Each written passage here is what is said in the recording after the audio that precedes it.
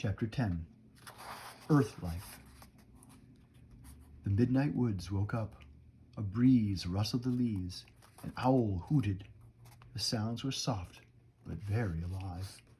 Jack opened his eyes. He pushed his glasses into place. He smiled. Morgan was still with them. He could see her in the moonlight. Her long white hair was shining. "Morgan, can you and the treehouse stay here?" said Annie, "in Frog Creek?" "No, I must leave again, I'm afraid," said Morgan. "I've been gone from Camelot for a long time." She handed Jack his pack. She brushed his cheek. Her hands felt soft and cool. "A bit of moon dust still on you," she said. "Thank you, Jack, for your great love of knowledge." "You're welcome," said Jack. Morgan tugged one of Annie's braids. "And thank you, Annie, for your belief in the impossible." "You're welcome," said Annie. "Now go home now," said Morgan. Jack smiled. Home was Earth, that bright, colorful world where everything was alive and always changing. "Bye, Morgan," said Annie. She started out of the treehouse. Jack looked back at Morgan. "Will you come back soon?" he said. "Anything can happen," said Morgan. "The universe is filled with wonders, isn't it, Jack?" He smiled and nodded. "Go now," Morgan said softly. Jack followed Annie down the rope ladder. He stepped onto the ground. The wind started to blow. The tree started to shake. A loud roar filled Jack's ears. He squeezed his eyes shut. He covered his ears. Then everything was silent and still. Jack opened his eyes. The ladder was gone.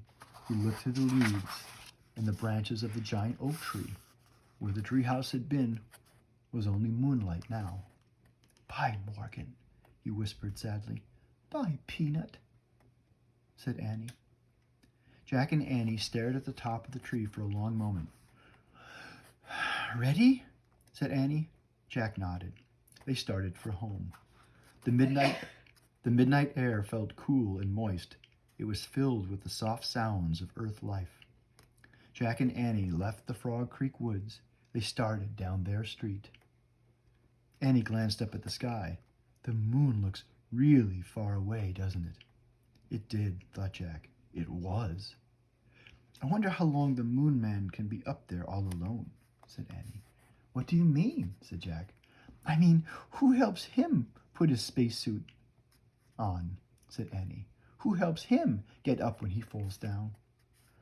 "And who is he?" said Jack. "Who do you think he was?" said Annie.